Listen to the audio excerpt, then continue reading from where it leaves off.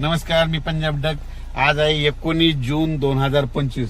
राज्यातल्या सर्व शेतकऱ्याला सांगतो, हे तातडीचा अंदाज म्हणून सांगतो की राज्यामध्ये सांगायचं झालं तर आज 19 जून, 20 जून आणि 21 जून या 3 दिवसामध्ये सरी येणार आहेत. भाग बदलत पडणार आहेत. सगळीकडे सर्वदूर पडणार नाही, पण आज मात्र आज उद्या परवा या 3 दिवसात मात्र चांगल्या जोराच्या सरी येणार आहे. अर्ध्या घंटाच्या येणार आहे, 20 मिनिटाच्या येणार आहे, 10 मिनिटाच्या येणार आहेत. म्हणून हा अंदाज लक्षात द्यायचा.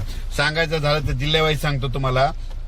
पुणे जिल्हा, नगर जिल्हा, धाराशिव जिल्हा, लातूर जिल्हा, त्याच्यानंतर बीड जिल्हा, त्याच्यानंतर नगर जिल्हा, संभाजीनगर, नाशिक तर खूप, उत्तर महाराष्ट्र खूप पडणार, त्याच्यानंतर जळगाव जिल्हे खूप पडणार, त्याच्यानंतर संभाजीनगर जोरात राहील, त्याच्यानंतर जालना देखील जोरात राहील, त्याच्यानंतर बुलढाणा देखील जोरात राहील, त्याच्यानंतर परभणी जिल्ह्यात राहील, हिंगोली जिल्ह्यात राहील, वाशिम जिल्ह्यात राहील, नांदेड जिल्ह्यात राहील, त्याच्यानंतर यवतमाळ जिल्ह्यात देखील राहील, धर्माबादकडे राहील, तेलंगणाकडून बी पडेल, त्याच्यानंतर विदर्भामध्ये अमरावतीकडे राहील, अकोल्याकडे राहील, वर्ध्याकडे राहील, अकोटकडे राहील. म्हणजे सांगायचं हे जिल्ह्यामध्ये मात्र ह्या 3 दिवसात मध्ये पाऊस पडणार आहे.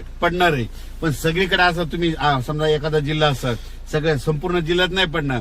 उदाहरण सांगतो, आमच्या परभणी जिल्ह्यात जवळपास 800 गाव आहेत, तर ते 800 गावाला नाही, पण ह्या 3 दिवसात मात्र 70% गावामध्ये, 50-70% गावामध्ये पाऊस पडेल. म्हणून हे लक्षात द्यायचं. म्हणजे काय झालं, अंदाज सांगत असताना हे म्हणजे अंदाज जे सांगितलेला तो जिल्ह्यामध्ये जिल्ह्याचा अंदाज दिलेला असतो. म्हणून सर्वांनी समजून घ्यावे. कारण की काय झालं, पाऊस सांगितलं की सर्वांना वाटतं आमच्या गावाला यावं, पण पाऊसच सांगितलंय भाग बदलत पडणार आहे. म्हणून सर्व शेतकऱ्यांनी हा अंदाज लक्षात द्यायचा.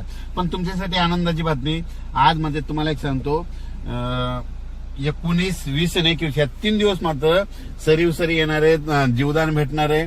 ज्यानं कापूस लावलाय त्याला जीवदान भेटणार आहे. म्हणून हे लक्षात घ्यायचं. आणि राज्यामध्ये आता वारं जे सुटलेलं आहे ते काय होणार आहे, 24च्या नंतर बंद होणार आहे, 25 पासून बंद होणार आहे. आणि हे करत असताना शेतकऱ्याला सांगतो, तुम्ही तुमच्या पिकाची स्वतःची काळजी घ्यावी.